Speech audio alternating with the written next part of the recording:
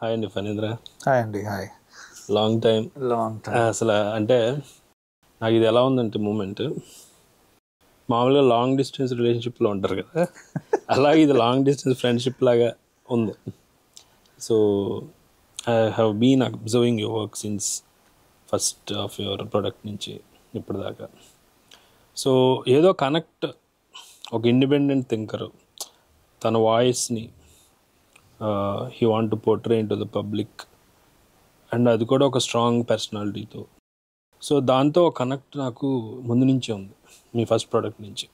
మనం ఫోన్లో మాట్లాడుకున్నాం కానీ, ఒకే ఏరియాలో ఉంటున్నా కానీ ఎప్పుడూ కలవలేదు. So first time meeting and long distance friendship coincidence ఏంటంటే today is a friendship day. So అందుకు మెటఫారికల్గా కూడా నాకు this is a good moment. Plan చేశారా మీరు? చేయలేదు, మనం అనుకున్న డేట్ కూడా అలా అయింది అంతే. Let's discuss everything except cinema. So cinema గురించి కావాలితే బొమ్మనాట్లో ఇంకోటి ఎప్పుడన్నా పెట్టుకుందాం, మీరు తర్వాత ఎప్పుడైతే ఫ్రీ అవుతారు అప్పుడు కంప్లీట్. కానీ ఇప్పుడు సినిమా కాకుండా అసలు జనరల్గా your into multiple things, photography అవ్వచ్చు, ఫ్యాషన్ అవ్వచ్చు, ఆర్కిటెక్చర్ అవ్వచ్చు, లేదా మల్టిపుల్ డిసిప్లిన్స్లో మీకు పరిచయం ఉంది, కొంచెం understanding of things and so many other ఉన్నాయి కదా. అసలు ఈ అన్ని ఆర్ట్ ఫామ్స్ సినిమాకి ఎలా ఉపయోగపడి, మీ సినిమాకి అవ్వచ్చు, జనరల్లీ ఆర్ అబ్జర్వింగ్ ఒక ఫోటోగ్రఫీ బాగా తెలుసున్నాడు how he see things differently అనేది. సో ఇలాగా let's explore this part. Okay, so first thing photography నుంచి స్టార్ట్ చేద్దాం. What do you think photography is for you, or art ఫామ్ని how do you define it? By very definition మనకు తెలిసిందే, అంటే photography painting with light. అంటే అక్కడ మట్టుకు మనం చూసినంతసేపు, అంటే ఆ డెఫినేషన్తో మనం చూసినంతసేపు మనకు ఎక్కువగా బ్యూటీ ఇలాంటిదే మనం అర్థం చేసుకోగలుగుతాం.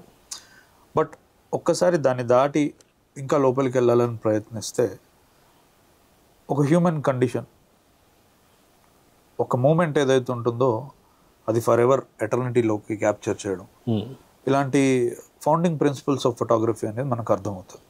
ఎక్కడో మనం ఆ జర్నీలో బ్యూటీని వదిలేసి the core structure of creating very powerful and meaningful imagery అనేది మనం తెలుసుకుంటాం. అది తెలుసుకున్నప్పుడు ఏమవుతుందంటే, కొన్ని years of association with that kind of art ఉన్నప్పుడు, ఎంతూజియాజం, ఇంట్రెస్ట్ ఉన్నప్పుడు, నీకు తెలియకుండానే నువ్వు ఒక బ్లాక్ పెట్టడంలో చాలా మార్పు ఉంటుంది. అంటే సిమెట్రీ కానీ, లేకపోతే సబ్జెక్ట్ని ఎక్కడ ప్లేస్ చేస్తున్నావు, ఎంత దూరంలో కెమెరా పెడుతున్నావు, ఏ లెన్స్, ఫోకల్ లెంత్ చూస్ చేసుకుంటున్నావు అనేది ఎక్స్ట్రాగా నువ్వు కష్టపడాల్సిన పని లేదు. కొన్ని ఇయర్స్ నుంచి నువ్వు ఆ సింథసిస్ అనేది నీకు లోపల జరుగుతూ ఉంటుంది. కాబట్టి అంటే నాకు ఇంకా ఇప్పుడు బయట మాట్లాడే చాలా basic discussion, wide, mid, close, ఇది కాదు.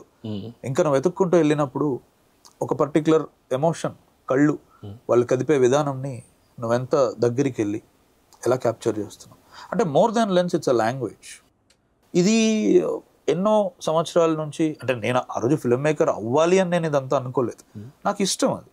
అరే ఎందుకు, ఇప్పుడు ఒకడు పోర్ట్రేచర్ అంటాడు, దీంట్లో ఎంత పవర్ ఉంటుంది. ఇప్పుడు స్టీవ్ మెక్కరీ పోర్ట్రేచర్ మనం చూసినప్పుడు అఫ్ఘాన్ గర్ల్ చాలా మోస్ట్ పాపులర్ ఇమేజరీ అది. అంటే నేషనల్ జియోగ్రఫిక్ ఆర్ టైమ్స్ ఇట్లాంటి వాళ్ళు అది one of the most powerful portraits ever created అని చెప్పారు. ఎందుకు అని అంటే అందులో ఆమె కళ్ళల్లో కానీ, ఆమె స్టాన్స్లో కానీ మనకు ఎంటైర్ ఆఫ్ఘనిస్తాన్ ఆ పర్టికులర్ పీరియడ్లో జరుగుతున్న సప్రెషన్ కానీ, విమెన్ పట్ల కానీ మనకు అది కనబడుతుంది. అంటే దాంట్లో అంత స్టోరీ ఉంది. ఇప్పుడు అలాంటి ఒక అర్థం చేసుకున్నప్పుడు నువ్వు సీన్ రాసేటప్పుడే డిజైన్ చేసుకోవచ్చు.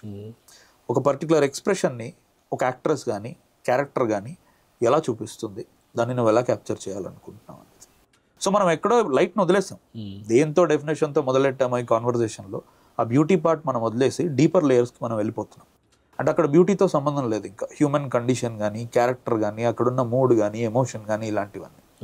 సో అసలు చాలా మట్టుకు కలరు, సిమ్మెట్రీ, లేకపోతే ఎట్లా మనం ఫ్రేమ్ని పెడుతున్నాము అనేదే చాలామంది తెలుసుకోవట్లేదు.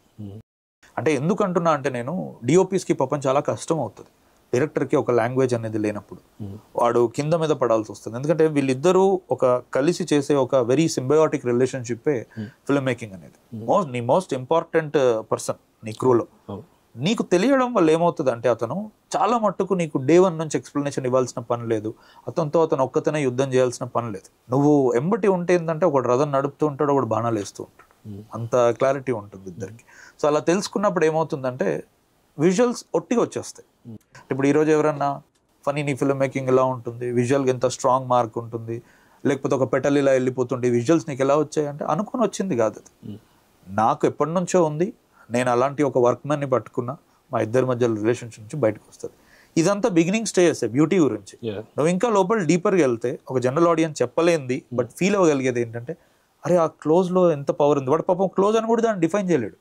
అయ్యా నేను ఆ టైంలో చూశాను ఆ అమ్మాయి యాక్టింగ్ చేస్తే, అంటే నీకు ఆ యాక్టింగ్ యొక్క పొటెన్షియలే నేను అంత దగ్గరికి వెళ్ళడం వల్ల, నేను ఎప్పటి నుంచో పోర్ట్రేచర్ని అబ్జర్వ్ చేయడం వల్ల ఎంత దూరం ఉండి, అంటే మనకి జనరల్గా రాజర్ డీకిన్స్ కూడా వన్ ఆఫ్ ద ఇంటర్వ్యూస్లో చెప్తాడు, కెమెరాకి ఉన్న సబ్జెక్ట్కి ఎప్పుడైనా ఒక ఇంటిమసీ అనేది ఇంపార్టెంట్. ఒక ఇన్విజిబుల్ లైన్ ఉంటుంది, నువ్వు అది దాటి వెళ్ళావు అనుకో ఆ కెమెరా వల్లనే ఇబ్బంది పడతాడు యాక్టర్. అందుకే మనం మొహాల మీద పెట్టలేము ఎప్పుడు కెమెరాని. పర్ఫార్మెన్స్ ఇంకా బాగా క్యాప్చర్ చేయొచ్చు మనం, కానీ ఎక్కడో వాడు ఇంటిమసీ అనేది డిస్టర్బ్ అవుతూ ఉంటాడు. సో ఇదంతా మనకి పోతుంటే చాలా రోజులు అవర్ రిలేషన్షిప్ విత్ సంథింగ్ తీసుకొచ్చి మనం ఫిలింలో బెటర్గా ఎమ్యులేట్ చేయొచ్చు. So that's how I see photography as one of the greatest crafts. ఇంకోటది సినిమా కంటే ముందున్నవే ఇవన్నీ. దీనికంటే ముందున్నది పెయింటింగ్, దానికంటే ముందున్నది రాక్ ఆర్ట్. సో వీటన్నిటిని తీసుకొచ్చి ఫిలింలో కలపడం వల్ల పవర్ బాగా పెరుగుతుంది. Even Stanley Kubrick first photographer I think Martin Scorsese కూడా అనుకుంటా he use to do a bit, but ఇతను చాలా ప్రొఫిషియంట్. ఎందుకంటే ఇతని సపరేట్ ఫోటోగ్రఫీ బుక్ కూడా వచ్చింది కుబ్రిక్ వాళ్ళది, టాషన్ అని చెప్పేసి వరల్డ్ లో one of the finest publishers అనమాట వాళ్ళు. సో వాళ్ళు అఫీషియల్ గా రైట్స్ తీసుకొని స్టాన్లీ కుబ్రిక్ అన్ని బుక్స్ ప్లస్ అతను సెపరేట్ ఫోటోగ్రఫీ మీదే చేసిన బుక్ రిలీజ్ చేశారనమాట. అంటే మనకు అందులో చూస్తే అర్థమైపోతుంది తను స్వతహాగానే చాలా అప్పట్లోనే అది లైకానో ఏదో పట్టుకొని తను 35mm లెన్స్ పట్టుకొని ఫోటోగ్రఫీ చేస్తూ ఉండేవాడు. అట్లాంటి అతను తీస్తే విజువల్స్ ఎలా వస్తాయి అనేది మనకు అర్థమైపోతుంది. కానీ అతని సిమెట్రీ అసలు మామూలుగా ఉండదు. దీనికి అపోజింగ్గా యూజువల్గా ఓకే లైట్ ఫోటోగ్రఫీ ఇందులోకి మనకు ఏదో ఉపయోగపడుతుంది. దీనికి జనరల్గా అపోజింగ్ వ్యూ ఒకటి సూజన్ శాంటాక్ది ఉంటుంది. ఏంటంటే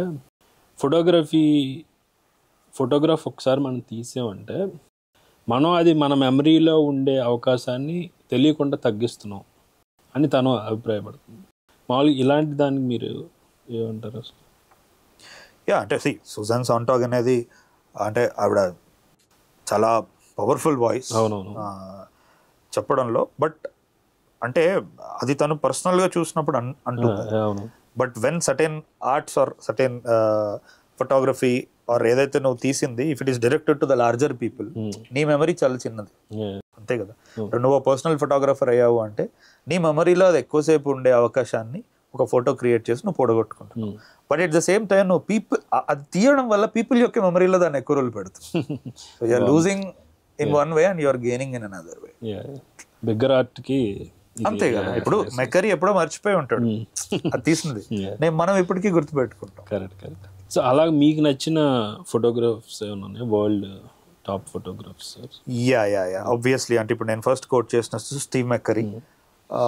Steve McCurry is a combination of many things. అంటే నాకు ఒకవైపు సిమెట్రీ కానీ, ఒకవైపు కలర్ కానీ, అన్నిటికీ మంచి గ్రేడింగ్ కానీ, ఒక ఇమేజ్ని తను తీసిన విధానం, ప్రజెంట్ చేసే విధానం, ఇండియా యొక్క కలర్, అంటే అతని దాంట్లో ఒక కైండ్ ఆఫ్ కాంట్రాస్ట్ ఉంటుంది ఇమేజెస్లో.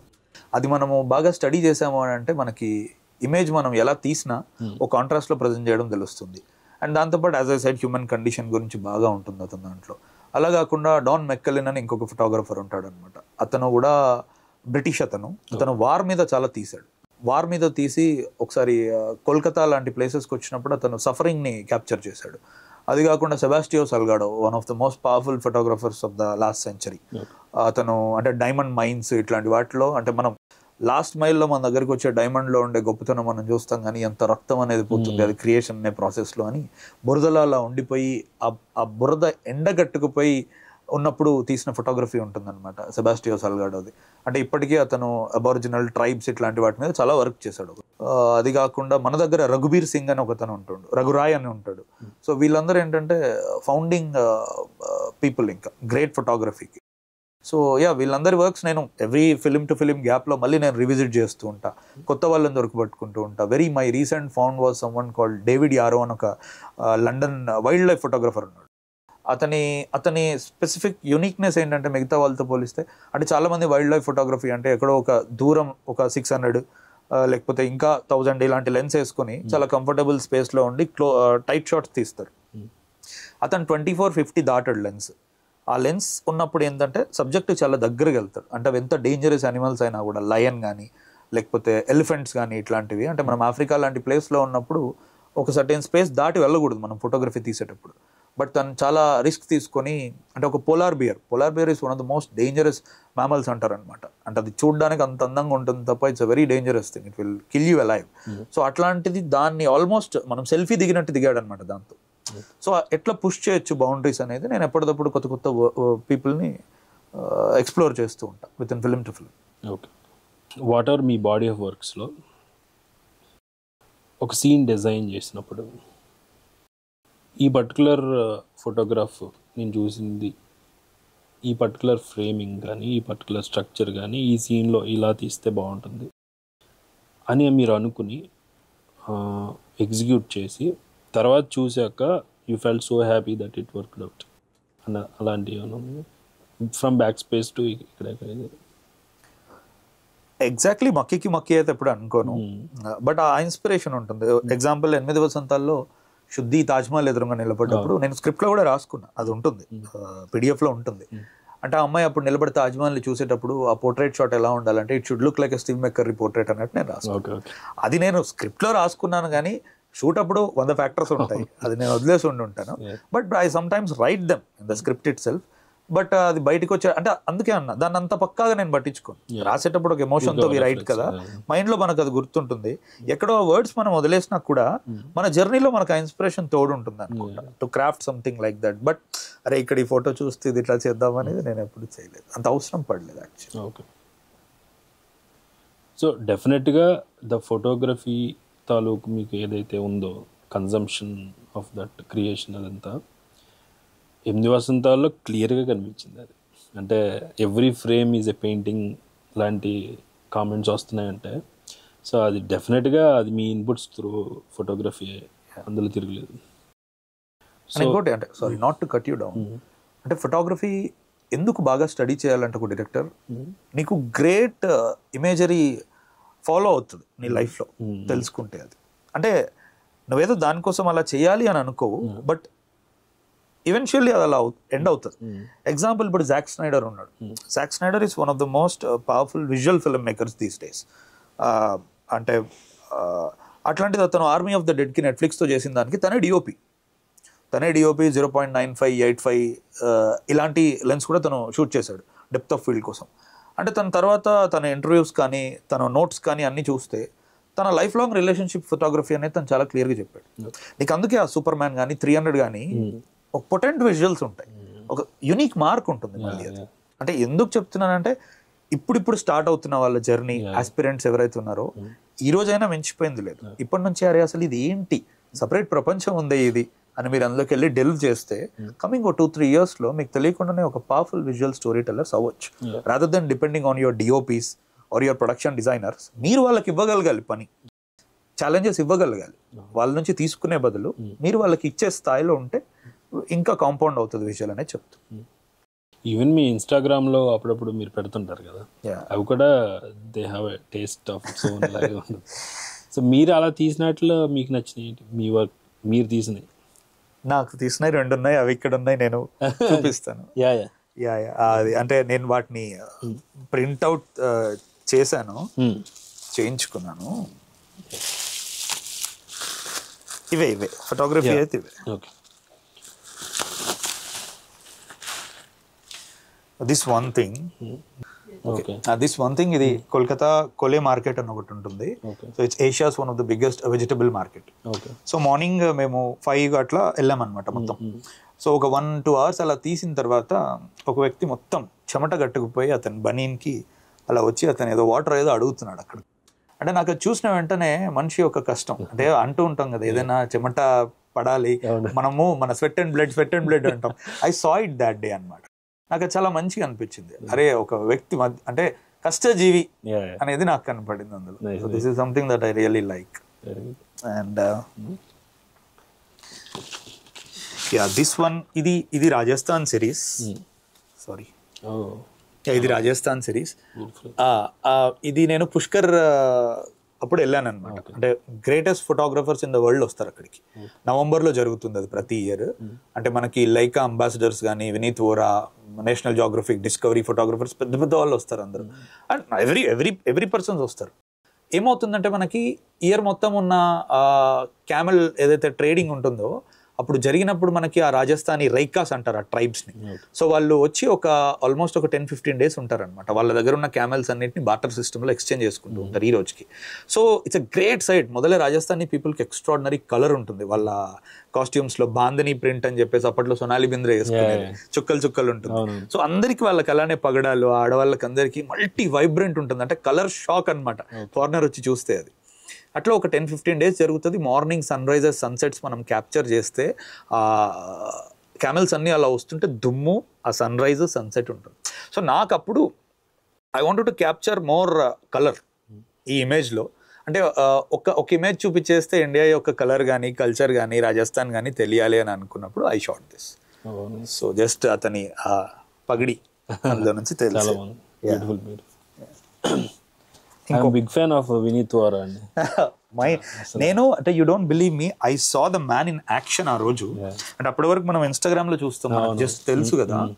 ఆ లైకా 35 లెన్స్ వేసుకొని, తన యూజువల్ హ్యాట్ పెట్టుకొని, టీషర్ట్ వేసుకొని అలా ఒంటల కింద నుంచి తను పరిగెడుతున్నాడు దుమ్ములో. ఎందుకంటే 35mm లాంగ్ లెన్స్ కాదు, దగ్గరికి వెళ్ళి క్యాప్చర్ చేయడం వినీత్ వోరా స్టైల్. అంటే టు సీ దాట్, ఇప్పుడు క్రిస్టోఫర్ నోలన్ డైరెక్షన్ చేస్తున్నాడు అంటే నువ్వు ఆ రూమ్ లో కూర్చొని చూస్తే నీకు ఎలాంటి ఫీలింగ్ ఉంటుంది. That day I saw the man himself in action. Okay, ఇలా క్రియేట్ చేస్తాడా ఇంత అమేజింగ్ పిక్చర్స్. అంటే తను కదులుతున్నాడు. ఇప్పుడు లాంగ్ లెన్స్ అయితే నువ్వు కదపచ్చు, తను ఇంచ్ డిగ్రీ కదులుతున్నాడు. ఏదైతే లేయర్స్ క్రియేట్ చేయాలో composition. This is one of my another favorites. ఇది Kolkata series. So this is mostly about అంటే అప్పుడు వర్షం పడుతుంది, కుమార్తుల్లి అని ఒక ప్లేస్ ఉంటుంది అక్కడ ఎక్స్క్లూజివ్గా ఏంటంటే మనకి కాళీమాత విగ్రహాలు తయారు చేస్తారు మన దుర్గాష్టమి ఆ టైంలో. సో మేము వెళ్తున్నాము, వర్షం పడుతుంది, ఇంకా ఆగిపోయాము, పక్కన నిలబడ్డప్పుడు ఇలానే అందరినీ చూస్తూ ఉన్నాము, వెళ్తూ ఉన్నారు. ఒక దగ్గర ఎందుకో వీళ్ళిద్దరు అలా వచ్చారు, అతను బాగా బలంగా లాగుతున్నాడు అనమాట దాన్ని ఆ వర్షంలో. అంటే నాకు ఆ నెవర్ క్విట్ యాటిట్యూడ్ అనేది, దాంతోపాటు ఆ మనిషి నాకు బాగా అనిపించింది. చాలా బాగుంది. అంటే మనం కూడా కష్టపడాలి దేనికైనా అనే image. So these are some things that I saved for myself. Vineet Vora అతని స్టైల్ అంటే నాకు అతని ఫోటోగ్రాఫ్స్లో ఎద్దు ఉండి వెనకాల ట్రీ, బ్రాంచెస్ ఇలా వస్తాయి సరిపోతుంది. అంటే ఎనీ ఆర్టిస్ట్, ఫోటోగ్రాఫర్ అవ్వచ్చు ఎవరైనా, ఆ యునిక్ స్టైలే కదా నిలబడుతుంది ఎవరైనా. you'll find it somehow, but that is just the beginning. అక్కడ నుంచి దాన్ని కాపాడుకొని డెవలప్ చేసుకొని పీక్ స్థాయికి తీసుకెళ్ళగలగాలి. కానీ అది ఎలా తెలుస్తుంది ఒక ఆర్టిస్ట్కి ఇది నా స్టైల్ ఏమో? you'll know it. ఎందుకంటే ఆర్టిస్ట్ అని నిన్ను అనుకునేదే your deep desire to express. So ఆ ఎక్స్ప్రెస్ చేసుకునే ప్రాసెస్లో ఎక్కడో నీకు 100% హ్యాపీనెస్ కొన్ని ఎక్స్ప్రెషన్స్ వల్ల వస్తుంది. అప్పుడు నీకు తెలుస్తుంది అది నీ లోపల నుంచే 100% వచ్చింది. అది it's not externally influenced by someone అని. అది తెలిసినప్పుడు నువ్వు దాన్ని పట్టుకొని అక్కడ నుంచి ఎవాల్వ్ అయ్యి దాన్ని పీక్ స్థాయికి తీసుకెళ్తే అది నీ సంతకం అవుతుంది. ఇప్పుడు ప్లాటాన్ అతని పోర్ట్రేట్స్ చూస్తే అసలు అతను ఏంటి అది అనేది మనకి మామూలుగా పోర్ట్రేట్ తీయొచ్చు, కానీ ప్లాటాన్ పోర్ట్రేటే ఏంటి, వాట్ ఈస్ దట్ అనేది, ఆ యునిక్నెస్ అనేది నాకు తెలిసి. అంటే ఇక్కడ నా క్వశ్చన్ ఏంటంటే, మనం యూజువల్గా ఒక ఆర్ట్లోకి ఎంటర్ అయినప్పుడు మనం స్ట్రగుల్ అవుతుంటాం, కానీ ఫస్ట్ థింగ్ స్టైల్ అనేది చాలా పెద్ద స్టేట్మెంట్. నా ఆర్ట్కు స్టైల్ ఉంది, కానీ దీనికన్నా ముందు చాలా పరితపించాలి, వాడు ఏదో చెయ్యాలి. ఈ ప్రాసెస్లో అతని స్టైల్ ఏంటో అతను కనుక్కోక ముందే అతని ఆర్ట్కి దూరం అయిపోవచ్చు కదా మేబీ. అంటే this is not my thing అనేది. అంటే ఏదో ప్రతి ఓడు ప్రయత్నం చేస్తున్నప్పుడు ఒక డిప్ వస్తుంది. ఒక సీన్ రాయటం రానప్పుడు, లేదా ఒక ఫోటోగ్రాఫ్ అనుకుని తీయలేనప్పుడు, లేదా రకరకాలు ఉంటాయి కదా. ఆ డిప్నే డెడ్ అండ్ అనుకోవచ్చు కదా అతను. Maybe I do not belong to this, maybe some other art form ఏమో నేను పర్స్యూ చేయాల్సింది. ఈ స్ట్రగుల్ని ఎలా ఎక్స్ప్లోర్ చేయాలి ఒక aspirant any art form? See, then he is not a true artist, according to me. Okay. ఎందుకంటే true artist they never give up. మీరు చెప్పినట్టు డిప్ వచ్చినప్పుడు ఇది నాది కాదేమో అనుకునేవాడు యాక్చువల్ ఆర్టిస్ట్ కాదు. ఓకే. ఎందుకంటే అందరికీ అన్నిసార్లు అనిపిస్తుంది. ఇప్పుడు మీరు చెప్పిన గ్రేటెస్ట్ స్టోరీ టెల్లర్స్ కానీ, ఫోటోగ్రఫర్స్ కానీ, ఎనీ స్కల్ప్టర్స్కి కానీ ఆ moment of giving up or self doubt, నేను చేస్తుంది కరెక్టేనా, ఈ డైరెక్షన్లో వెళ్తున్నా అనేది ఉంటుంది. బట్ ఎక్కడో వాడికి అలా ఉన్న తర్వాత నెక్స్ట్ డే వాడు పడుకునేటప్పుడు ఎక్కడో కొన్ని ఫోర్సెస్ వాడి హెడ్లో యాక్ట్ అవుతాయి. ఆ యుద్ధంలో గెలిచిన వాడే యాక్చువల్ ఆర్టిస్ట్, ఓడిపోయినవాడు కాదు. ఎందుకంటే కారణాలతో మనం క్రియేట్ చేయలేము ఎప్పుడైనా, దారులతో క్రియేట్ చేస్తాం. దారులు ఎత్తుక్కోవాలి తప్ప కారణాలతో ఆగిపోకూడదు. Very most important thing. ఇంతకుముందు మీరు అన్నట్టు ప్లాటన్ అంటే ఇప్పుడు వాళ్ళది ఒక కైండ్ ఆఫ్ వేరే రేంజ్ ఆఫ్ ఫోటోగ్రఫీ. అతనే అనుకుంటే అతను అమ్మ మగుడు యూసఫ్ కర్ష్ ఉంటాడు. యూసఫ్ కర్ష్ అసలు అంటే can you believe it, Winston Churchill cigarette తాగుతుంటే సిగార్ పక్కన పెట్టి అన్నాడు. అంటే what does it take? Winston Churchill నేను పోర్ట్రేట్ తీసేటప్పుడు అసలు ఆ రూమ్ లో పిన్ డ్రాప్ సైలెన్స్ ఉంటుంది. ఇంకా ఆల్ టైమ్ అతనే, ఆల్ టైమ్. అంటే అతను సిగార్ పక్కన పెట్టి అన్నాడు విన్స్టన్ చర్చిల్. అతను అంటే నీకు ఆర్ట్ నేను ట్రూగా ప్రేమించినప్పుడు నీకు ఎవరు కనపడరు ఆర్ట్ తప్ప. అందుకే అర్జునుడు నాకు పిట్టకన్నే అంటాడు, మిగతాది ఏది తెలియదు. హియర్ మనం ఈ రోజుల్లో ఏంటంటే చాలా మందిని సాటిస్ఫై చేయడానికో ప్లీజ్ చేయడానికో చేస్తున్నాం. అందుకే డోంట్ కాల్ ఇట్ ఆర్ట్ అంట. ఎవరికో నచ్చాలని ఏదో చేయాలని ట్రూ ఆర్టిస్ట్ ఎందుకు చేయడు? ఎందుకంటే ట్రూ ఆర్టిస్ట్కి ఎక్స్ప్రెషన్ అనేది బ్రెత్ లాంటిది. వాడికి వేరే తెలీదు. వాడిని అడగచ్చేమో, ఒక డంబ్ క్వశ్చన్ అడగచ్చు, నువ్వు ఎందుకు చేస్తున్నావు తెలీదు వాడికి. నువ్వు వై డు యూ బ్రీత్ అంటే why do you answer I breathe to live. Creative person true artist కూడా వాడు expression he expresses to live. నీకు ఆ స్టేజ్కి నువ్వు వెళ్ళినప్పుడు కథలు కానీ వర్క్ కానీ సస్యశ్యామలం అంటారు చూసారు, అలా సుభిక్షంగా ఉంటుంది. అంతే తప్ప ఒక వ్యక్తిని నువ్వు ఇంప్రెస్ చేయాలను, ఒక గ్రూప్ని నువ్వు ఇంప్రెస్ చేయాలను రాసుకున్న ఏ రాత క్రియేట్ చేసింది ఏది నిలబడుతుంది. అది వెరీ ఇంపార్టెంట్ థింగ్ ఆర్టిస్ట్కి. అంటే ఒక ఫోటోగ్రఫర్ అయ్యి ఉండి నువ్వు ఒక ప్రెసిడెంట్ ప్రైమ్ మినిస్టర్ని ఎదుర్కొని సిగరెట్ పక్కన పెట్టు అక్కడ అనగలిగావు నువ్వు. అంటే నువ్వు నీ ఆర్ట్కి ఎంత రెస్పెక్ట్ ఇస్తున్నావు అక్కడ. మన దగ్గర ఎవరైనా వస్తేనే తలంచేసి భుజాలు అంటే మనకు వెన్నెముకున్నది స్టేబుల్గా నిలబడడానికి అని కాదు, దాన్ని వంపడానికే వాడుతూ ఉంటారు ఎక్కువ. అలా చేసినప్పుడు నువ్వు గుర్తుపెట్టుకోవాల్సింది ఏంటంటే నువ్వు కాదు, నీతో పాటు నీ ఆర్ట్ని కూడా నువ్వు వంచుతున్నావు. That's not right. అసలు హిస్టరీలో గ్రేటెస్ట్ పర్సనాలిటీస్ని షూట్ చేసింది అతను.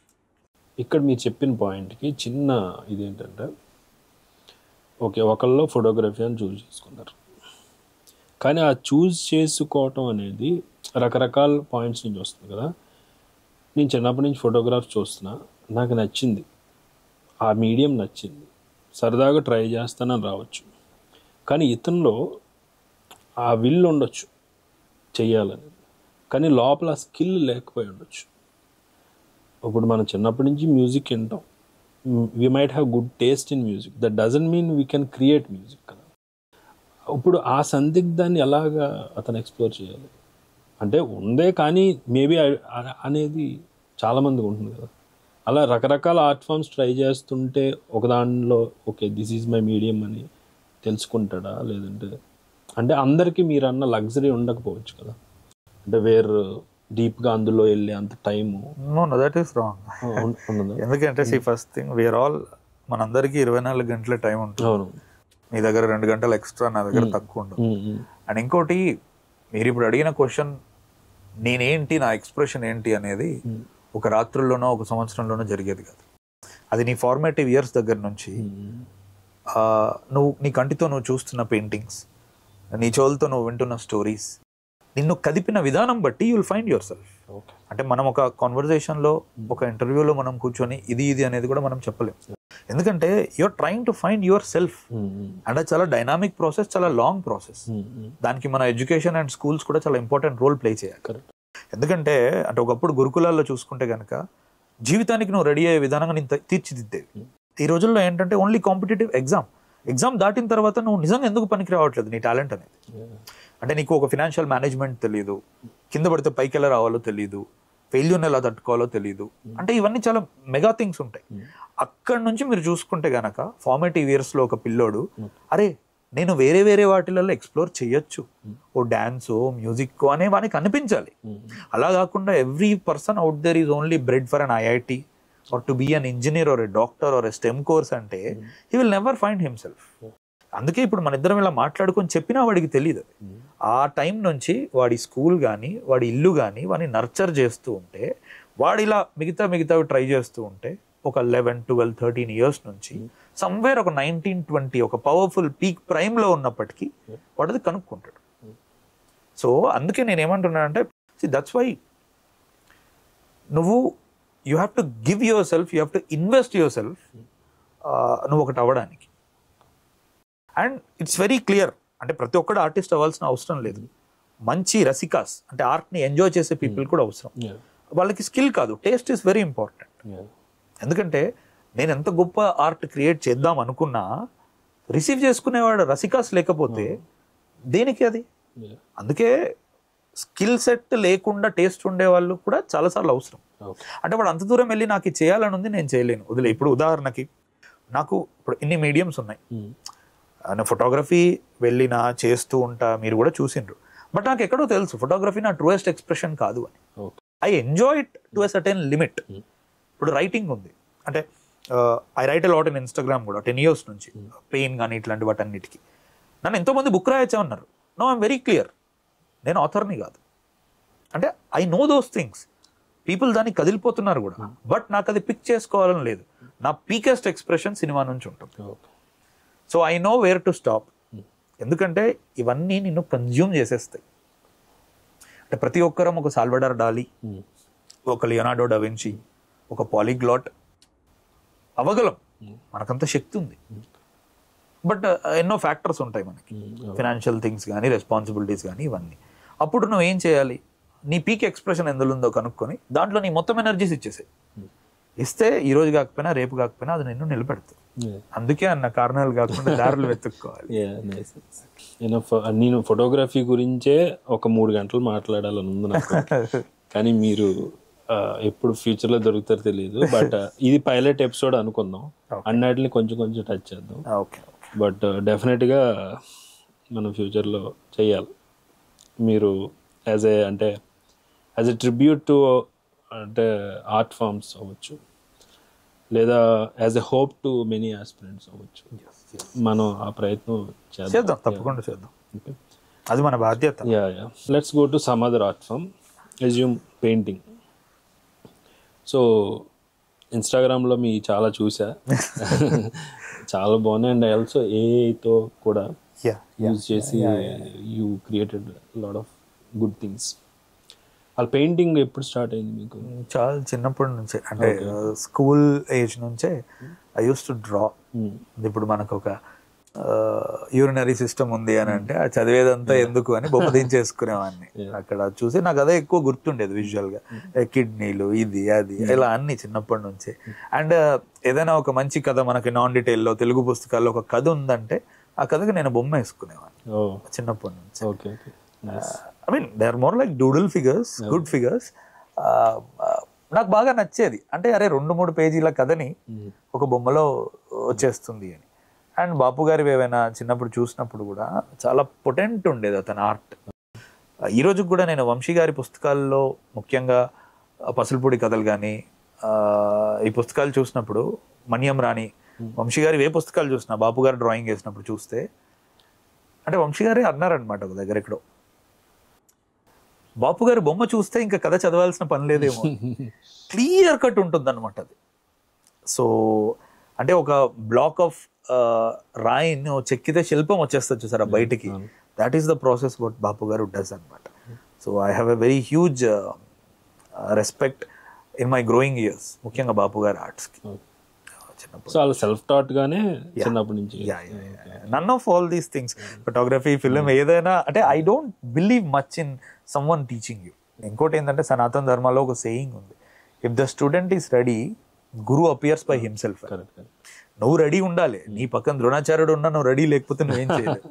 సో అది మోస్ట్ ఇంపార్టెంట్. అంటే చిన్నప్పటి నుంచి I was somewhere ready for photography, so that happen to me. Cinema అది జరిగింది నాకు, పెయింటింగ్ అది జరిగింది. So as a medium, as a conduit నేను రెడీ అవ్వాలి దానికి. వీటన్నిటికంటే ముందే నాకు పెయింటింగ్ అండ్ డ్రాయింగ్ జరిగింది నా లైఫ్లో. ఈ రోజుకి today great art, great artist ని, that is separate domain to me other than photography. I study great art ఇప్పటికీ. ఎందుకంటే అంటే ఇప్పుడు రెమ్బ్రెంట్ ఉన్నాడు, కరవాజియో ఉన్నాడు, ఎవ్రీ ఫిలింకి I will go and study them again. అంటే నాకు లైట్ కానీ, చిరాస్క్రో, ద వే వాళ్ళు పెయింటింగ్లో వేసిన విధానం, అండర్స్టాండింగ్ ఆఫ్ లైట్ అనేది నేను చాలా నేర్చుకుంటా. ఇప్పుడు కలర్కి కొంతమంది సపరేట్ పీపుల్ ఉన్నారు నాకు. పేస్టల్ కలర్స్కి అయితే పినోడైని ఇలాంటి ఆర్టిస్టులు, డార్క్ మూడీ లోన్లీనెస్ అయితే ఎడ్వర్డ్ హోపర్ లాంటి ఆర్టిస్టులు, American artist Edward Hopper. Absolute colour దానికోసం I study Ravi Varma many times. ఇలా కాకుండా డిపెండ్స్, అంటే నా ప్రాజెక్ట్ ఇప్పుడు ఏంటి అనే దాన్ని బట్టి నేను ఆర్టిస్ట్ని సీక్ చేస్తాను అనమాట. దట్స్ హౌ నాకు ఆ కలర్ మీద మెటా అండర్స్టాండింగ్ వస్తుంది.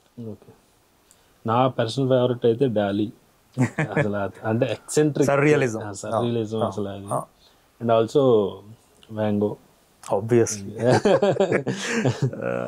Van Gogh is like, his yellow ochres and his cobalt blues are extraordinarily beautiful.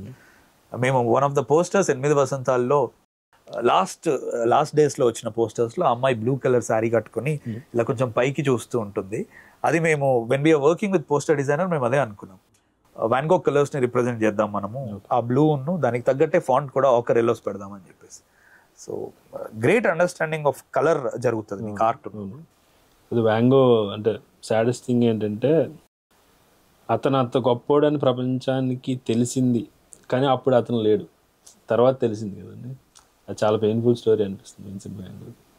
చాలా ఎర్లీ డెత్ కదా. I learn something from that kind of stories అండి. ఏంటంటే ఈ గొప్ప ఆర్ వాట్ ఎవర్ పోస్ట్యూమస్ థింగ్స్ ఇలాంటివన్నీ ఏంటంటే, అంటే అతను ఎప్పుడు హీ డిడెంట్ సీక్ దట్. అంటే ఇప్పుడు వాన్ గోగ్ వాళ్ళ బ్రదర్ కి రాసిన లెటర్స్ కానీ ఇవన్నీ కానీ మనకు ఉంటాయి. He never had that feeling that నన్ను పీపుల్ గుర్తుపెట్టుకోవాలి, గుర్తించాలి. అంటే నాకు ఐడెంటిటీ ఉందా అసలు, am I worthy of something అని ఫీల్ అయ్యాడు కదా. దట్ అది ప్రతి ఆర్టిస్ట్ కి వస్తుంది. నేను ఇంతకుముందు చెప్పినట్టు ఇప్పుడు am I worthy అనేది నాకు వస్తుంది, రేపు మీకు వస్తుంది, రాజమౌళి గారికి వస్తుంది. అది క్రియేటివ్ ప్రాసెస్ లో ఉండే ఒక సర్వసాధారణమైన థింగ్. బట్ అంటే am I worthy అన్న క్వశ్చన్ చేసుకోవడం వేరు. అంటే డూ పీపుల్ రికగ్నైజ్ మీ అనేది it's all together different thing. Worthy అంటే నువ్వు చేసే వర్క్ ని ఒకసారి నువ్వు ఆగి చూసుకుంటున్నావు. అది చాలా మంది ఫిల్మ్ మేకర్స్ కూడా చెప్పారు, స్కార్సీసీ కూడా at one point of time. నేను మొన్న వెరీ రీసెంట్లీ స్కార్సీసీ ఒక బ్రేక్ త్రూ వీడియో చూశాను. అంటే టాక్సీ డ్రైవర్ కంటే ముందు తను డ్రగ్స్ కన్జ్యూమ్ చేసి తను ఒక డార్క్ లింబోలోకి వెళ్ళాడు అనమాట. ఆ టైంలో తనకు కూడా అనిపించింది ఎగ్జాక్ట్లీ, అసలు నేను చేసేది ఏమన్నా వర్తా, వాల్యూ యాడ్ చేస్తుందా లైఫ్లో అని. అసలు తను వద్దనుకున్నాడంట. రేజింగ్ బుల్ డినిరో అసలు మొత్తుకున్నాడంట, నువ్వు ఇది చెయ్యాలి చెయ్యాలి చెయ్యాలి అని. He was not at all interested at that point of time. And ఒక్కసారి రేజింగ్ బుల్ చేశాక తన లైఫ్ చేంజ్ అయ్యింది. అంటే ఎందుకు చెప్తున్నానంటే అండి, ఆ ఫీలింగ్ అంటే am I worthy అనే ఫీలింగ్ మంచిదే అందరికి. am I being రికగ్నైజ్డ్ అనేది మంచిది కాదు. ఎందుకంటే నువ్వు అవుట్వర్డ్ ఆర్ట్ చేసేటప్పుడు వర్త్ని పెంచుకునే ఆర్ట్ చేయి, రికగ్నిషన్ పెంచుకునే ఆర్ట్ చేయకు. రికగ్నిషన్ నీ చేతుల్లో లేదు, వర్త్ నీ చేతుల్లో ఉంది. రెండింటికి ప్రైమ్ డిఫరెన్స్. అట్లా అట్లా. So any of your paintings can we see నావా? యా, అంటే there are phases in my life when I used to do certain things. ఆ phases వారీగా I don't know, this is random art. అంటే ఇది first నేను గీసాను, గీసిన తర్వాత నాకేదో చిరాకు వచ్చి చించేసాను మొత్తం. చించేసా, డస్ట్బిన్ లో పడేసిన తర్వాత somewhere I thought know that can be resurrected. So మళ్ళీ వెళ్ళి ఆ ఇండివిజువల్ మొక్కలన్నిటిని గీసి కలర్ వేసి వాటిని అతుకు పెట్టాను. This always helps me in life to understand that everything can be meant back. Okay okay, అట్లా దీనికో బ్యూటీ ఉంది యాక్చువల్లీ, దీనికో స్టోరీ ఉంది.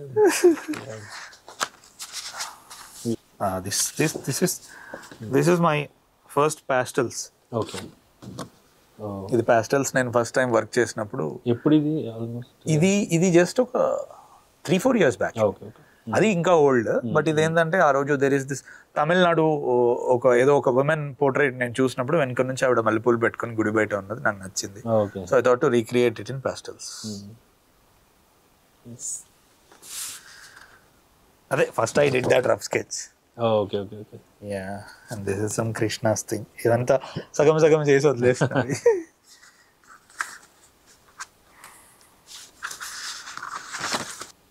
ఇది అంతే ఫ్లాప్ ది. This is something that it's ఇదేంటి, ఇది ఇంటెన్షనలా? ఇంటెన్షనల్. ఓకే, చిలకడం అట్లా. ఓకే. ఇది something my tribute to one of my అంటే గ్రేటెస్ట్ ఇన్స్పిరేషన్స్ ఆల్ టైమ్ మైకెలాంజెలోది. సో ఇది హ్యాండ్ ఆఫ్ గాడ్ పెయింటింగ్ ఏదైతే మ్యూరల్ ఉందో దాన్ని నేను దీనికి రకరకాల ఇంటర్ప్రిటేషన్స్ చేశారు కదా. ఒకటి ఏంటంటే గాడ్ హ్యూమన్ అది అనుకుంటే, ఇంకోటి దీనికి రకరకాల అంటే ఇట్స్ లైక్ నాకు కరెక్ట్ గుర్తు రావట్లేదు, వూంబ్ సంథింగ్ బ్రెయిన్ నుంచి ఒకటి క్రియేట్ చేయటం ఇలా ఉంటుందని.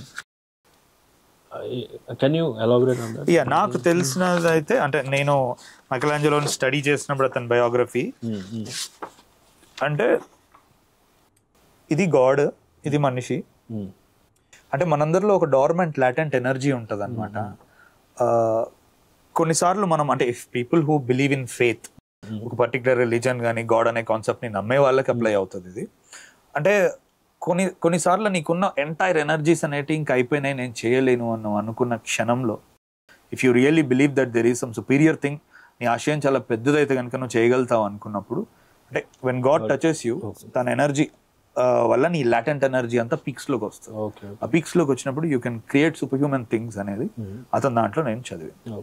సో అందుకని తన ఆ ట్రిబ్యూట్ ఇద్దాం అనుకుంటాడు. అండ్ ఆల్సో ఇది ఆడమ్ చెయ్యి అతను ఇంటర్ప్రిట్ చేసినట్టు మల్టిపుల్ ఉంటుంది. అంటే ఫస్ట్ టైం గాడ్ టచ్ చేసినప్పుడు లైఫ్ రావడం, సో మల్టిపుల్ థింగ్స్ ఉన్నాయి. I took what I felt was very apt to me understanding. Hand fingers drawing చాలా టఫ్ అండి. అవునవును, అనాటమీ మధ్యలో ఎందుకంటే చాలా జాయింట్స్ ఉంటాయి, తిప్పాలి దాన్ని. This is marker stuff. అంటే నేను ఇప్పుడు చూపించిందంతా ఒక్కొక్క మీడియం, ఒకటేమో పెన్ అండ్ ఇంక్, ఇది వచ్చేసి మార్కర్స్ అండ్ స్టఫ్. అంటే to keep the child in me alive I keep doing art. ఇది ఆల్మోస్ట్ లైక్ ఇప్పుడు సపోజ్ మెయిన్ ఆర్ట్ సినిమా అనుకుంటే ఏదైనా ఒక సీన్ క్రాక్ అవునప్పుడు దానికి ఒక kind of injury of cigarette తాగే బదులు ఒక ఆర్ట్ వేసుకోవటం అలాంటివి చేస్తుంటారా మీరు? లేదు, అంటే ఐఎమ్ ఏ సీరియస్ ఆర్టిస్ట్.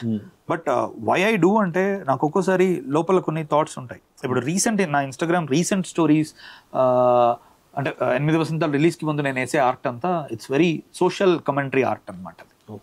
అంటే నేను అందులో వేసిన ఒక ఆర్ట్, ఒకతను ఇట్లా వంగిపోయి ఉంటాడు, అతని మీద క్రెడిట్ కార్డు ఉంటుంది పెద్దది, అలాంటివి. ఈ మధ్య నేను ఎక్కువ నా మైండ్ అది ఎక్స్ప్లోర్ చేస్తుంది. సో ఎవ్రీ టైమ్ ఆ స్కిల్ ని పొడగొట్టుకోకుండా ఉండడానికి I do sketching and stuff. ఎప్పుడైనా ఒక కథ చెప్పాలి అని అనుకుంటే బొమ్మ రూపంలో చెప్పడానికి I always do that. So this is something some times I try to do realism very. అంటే మనకి ఇప్పుడు దీని మీద ఉన్న ఈచ్ ఇండివిజువల్ ఫెదర్ కూడా వచ్చేటట్టు it's a combination of many things, water colour, pen and ink and all that. ఇది బాపు గారికి, అంటే అప్పుడు మనం totally in love with Bapu గారి డ్రాయింగ్స్ ఇది నేను వేసేవాడిని. ఇది మనకి ఐసోగ్రాఫ్ పెన్ అని ఆర్కిటెక్చరల్ డ్రాయింగ్స్ కి యూజ్ చేస్తారు. అంటే మన హెయిర్ కంటే తిన్ ఉంటుంది అనమాట దాని పాయింట్. అందులో నుంచి ఏంటంటే మనం మైక్రో డీటెయిల్స్ అనే డ్రా చేయొచ్చు, మైక్రో స్టఫ్. సో అది దానికోసం ఎక్స్ప్లోర్ చేద్దామని నేను వేసింది డీటెయిల్స్. అది గరుడ, అది బాపు గారు వేసింది. నేను అప్పుడు ఊరికే అదో బుక్ మార్క్ లా వాడుకుందామని పెట్టుకున్నాను అట్లా. బుక్ మార్క్ లో వాడేది ఇదంతే. Alfred Hitchcock Psycho. అప్పుడప్పుడు బోర్డ్ అన్ని ఇలా స్టఫ్ చేస్తూ ఉంటాను. Yeah, this is one of the art form. అంటే ఇది నేను బిఫోర్ దట్ ఇది చూపించి అక్కడికి వెళ్దాం. ఇది కూడా అంతే. ఇది బాపు గారితో ఫుల్ అతని మ్యాడ్ ఉన్నప్పుడు అతని డ్రాయింగ్స్ మీద నేను ఒకటి మళ్ళీ రీక్రియేట్ చేసుకున్నాను. అంటే ఇది మనకి ధనుర్మాసంలో ఒక 1 month సుప్రభాతం ఆపి గోదాదేవి రాసిన తిరుప్పావై ఆల్వార్ పాటల్ని స్వామికి ప్లే చేస్తారు. సో ఆ టైంలో ఏంటంటే చాలా ఇంపార్టెంట్ ఫిగర్ అనమాట గోదాదేవి అనే. సో దాన్ని బాపు గారు వేసినప్పుడు I thought to recreate that. అది నేను వేసాను. అంటే these all things help me to understand. అంటే ఇప్పుడు నా తలలో ఉన్న చాలా థింగ్స్ ని నేను రేపు ప్రొడక్షన్ డిజైనర్ కి కానీ సినిమాటోగ్రఫర్ కి కానీ చెప్పాలి అంటే చాలా సింపుల్ గా చేస్తాం. Yeah this is one of అగోరా థింగ్. ఇది చాలా బ్యూటిఫుల్ ఉంది. This art is very special. ఎందుకంటే ఈ ఆర్ట్ నేను అంటే నాకంతటా నేను కనుక్కున్నది. దిస్ ఈస్ కాల్డ్ త్రిభుజాకృతి. అంటే you only create the form with triangles. ఇక్కడ ఏది చూసినా కూడా ట్రయాంగిల్స్ తోనే మనకు ఫామ్ వస్తూ ఉంటుంది అన్నమాట. సో మన దాంట్లో ఉన్న స్టోరీస్ ని నేను దీని నుంచి చెప్తూ ఉంటా. చాలా మంది నన్ను అడిగారు తర్వాత ఇది కంటిన్యూ చేయమని. ఎందుకు అంటే నాకు ఈ ఫిల్మ్ మేకింగ్ లో మిగతా వాటిలో పడి I couldn't go back. I think this is నా 23-24 మధురం టైంలో అనుకుంటాను. So I named it myself like త్రిభుజాకృతి. ఇందులో అన్ని ఇంకా మన ప్రాణాలకి సంబంధించిన ఆర్ట్ నేను వేసేవాడిని. I will show each and everything. చాలా బాగుంది. యా ఇది మన మోహిని, విష్ణుమూర్తి మోహినిలా వచ్చినప్పుడు సాగరమదనం జరిగిన తర్వాత మనకి అమృతం ఇస్తారు కదా. ఇచ్చినప్పుడు ఏంటంటే ఇతనికి రాహువును కేతువుకి సూర్యుడును చంద్రుడు వచ్చి ఇతనికి చెప్తారనమాట చెవులో, వీళ్ళ దాంట్లో ఇద్దరు దాక్కొని ఉన్నారు దేవుడి వేషంలో అసురులు, జాగ్రత్త అంటే అతను ఇంకా ఆల్మోస్ట్ అప్పటికే ఆ డ్రాప్ దిగుతుంది అమృతం. దిగిన వెంటనే అతను చక్రం విసురుతాడు అనమాట. చక్రం విసురితే తలలు కట్ అయిపోతాయి. ఆ కట్ అయిపోయిన తర్వాత ఏంటంటే వీళ్ళు సూర్యుడు చంద్రుడు మీద పగబట్టి మనకి ఎక్లిప్స్ అనేది గ్రహణం, అందుకే ఆ రోజు వస్తుంది అనే ఒక స్టోరీ. అండ్ బ్యూటీ ఏంటంటే ఇందులో నేను రేడియం వాడాను. ఇప్పుడు సడన్ గా లైట్ ఆఫ్ చేస్తే ఇవి మట్టుకు మెరుస్తూ ఉంటాయి. సో దట్ అమృతం ఏదైతే ఇమోర్టల్ థింగ్ ఉంటుందో వాళ్ళ గొంతులో అవి ఎప్పుడు అలా మెరుస్తూ ఉంటాయి. Very thoughtful.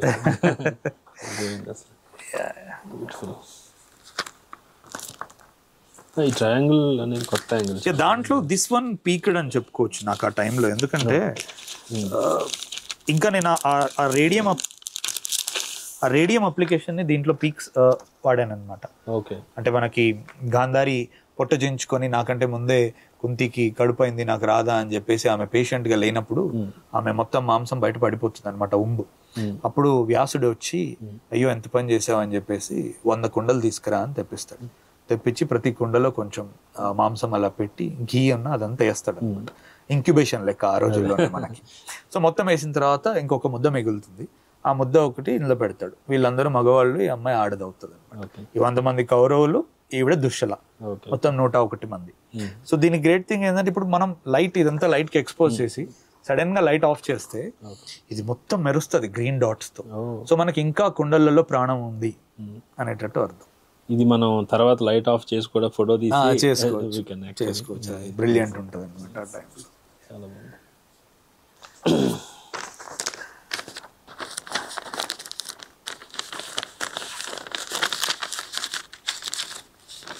ఇంకోటి ట్రయాంగిల్. ఆ ఫామ్ ఇప్పుడు మీరు నమ్మరు, నేను ఇప్పుడు ఆ ఫామ్ మళ్ళీ ట్రై చేస్తున్నా, నాకు రావట్లేదు. నేను మొన్న ఎప్పుడు I tried actually. Okay. Maybe మళ్ళీ ఎప్పుడు కుదురుతుందో అట్లా నాకు అంత రోబస్ట్ గా. అంతే as much as of now నా దగ్గర ఉన్నవి అయితే అవే. చెప్పా కదా చాలా రోజులు అవుతుంది ఇవన్నీ, ఇంకా నేనేం చేయట్లేదు. So let's discuss about colour అండి. అంటే ద చాయిస్ ఆఫ్ కలర్స్ ఏంటి అట్లా significance or throw some light అలా. See, on a regular day also, నేను చాలా వరకు నేను కలర్ మీద రీసెర్చ్ చేస్తూ ఉంటా. అంటే I keep doing shade cards and all that stuff. Okay. Colour ఎట్లా ఫ్లో అవుతుంది టు అండర్స్టాండ్. అదేంటి నోట్స్ ఏంటి? ఇవేం లేదండి. అంటే కలర్ యొక్క షేడ్ మామూలుగా ఏ ఆర్టిస్ట్ అయినా వేసుకునే ముందు ఒకసారి కలర్ ఎట్లా ఫ్లో అవుతుంది, దాని డార్కెస్ట్ షేడ్ నుంచి లైటెస్ట్ షేడ్కి వెళ్తూ ఉంటాం. అలా వెళ్ళే ప్రాసెస్ లో ఏంటంటే అంటే ఇది మనకు సైకలాజికల్ గా ఫిలిం కి నాకు ఎలా ఉపయోగపడుతుంది అంటే కాస్ట్యూమ్ చాయిసెస్. కాస్ట్యూమ్ లో ఉన్నప్పుడు I will say that is two dark, దీనికంటే 2 shades లెసర్ నాకు కావాలి అని చెప్పడం వల్ల ఏంటంటే చాలా కాంప్లిమెంటింగ్ ఉంటాయి కలర్స్ అనేవి. So that helps me a lot. దీనికోసం అని కదా enjoy that kind of stuff general గా. So whenever I'm free, I just do all that kind of ఏదో కలర్ ఎప్పుడు అట్లా నేను వేసుకుంటూ ఉంటాను. This is some calligraphy wasted page.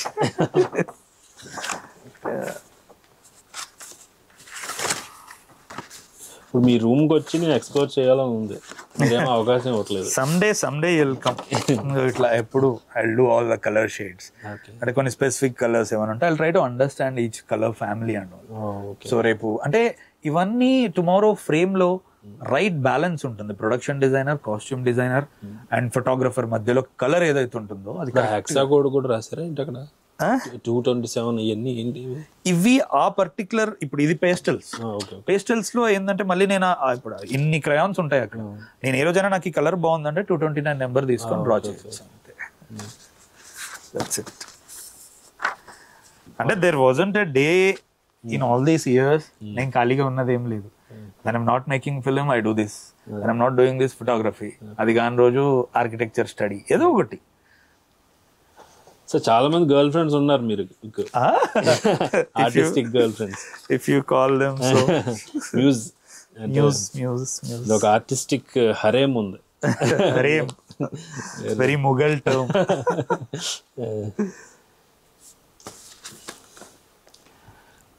So ఇప్పుడు కలర్స్ వస్తే, ఇప్పుడు మేబీ నేను కొన్ని కలర్స్ చెప్తా, అది మీకు ఎలా అనిపిస్తుంది ఆ కలర్? ఇప్పుడు రెడ్ ఉంది, how do you interpret red?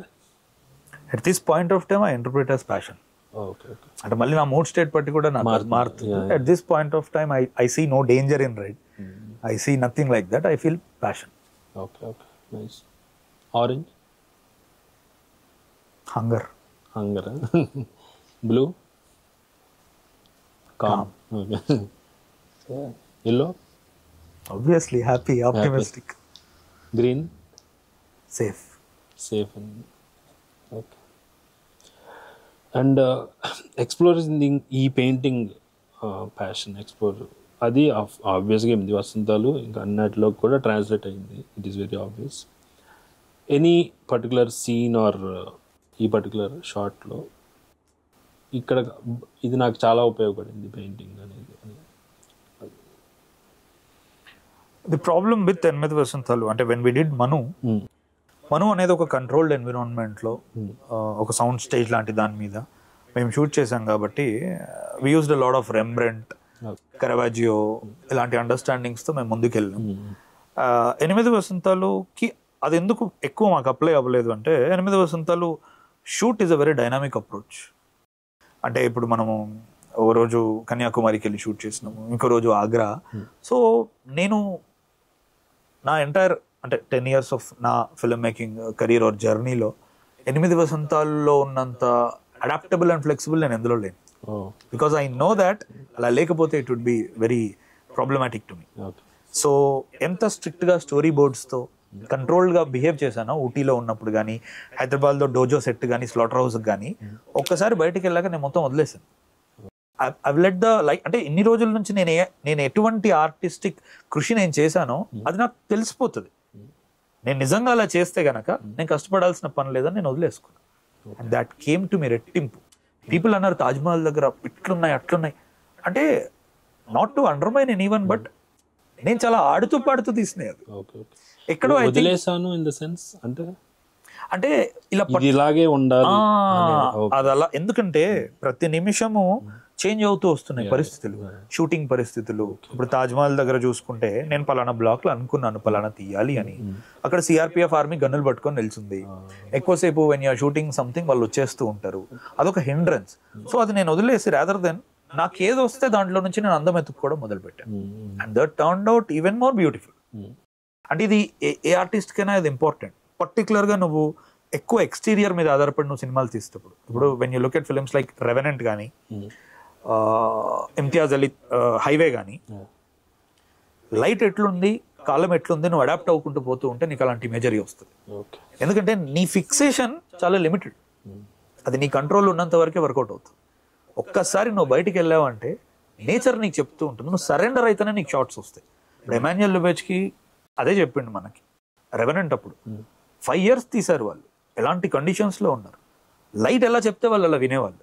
Even films like Tumbbad. So I always exercise both of these things. నాకు ఎంత కంట్రోల్ ఉంది, ఈరోజు నేను ఎంత కంట్రోల్గా బిహేవ్ చేయాలి, ఈరోజు నాకు ఎంత కంట్రోల్ లేదు, అసలు నాకు కంట్రోల్ ఎందుకు ఉండాలి, ఈరోజు నేచర్ అంత బ్యూటిఫుల్గా ఉంది, అది ఏది ఇస్తే అది నేను అడాప్ట్ అవ్వకుంటూ తీసుకుంటే ఇంకా బాగా వస్తుంది కదా అనే ఒక మెంటాలిటీ కంటిన్యూస్గా ఎక్సర్సైజ్ చేశాను. నైస్. ఇది ఉంటే కొంచెం హ్యాపీగా కూడా ఉంటుంది ఆర్టిస్ట్. ఆల్వేస్. ఇప్పుడు నువ్వు కేవలం డైరెక్టర్ కాదు, ఒక పర్సన్. డైరెక్టర్ నీ రోల్, నువ్వు హ్యాపీగా ఉండాలి కదా. కట్ చెప్పాక ఇట్లా ఉంటే మనకి గొడవ ఉండదు. కమింగ్ టు ఆర్కిటెక్చర్ అండి, సో అసలు ఏంటి మీకు ఆర్కిటెక్చర్ మీద ఫ్యాసినేషన్ ఇప్పుడు స్టార్ట్ అయింది అసలు?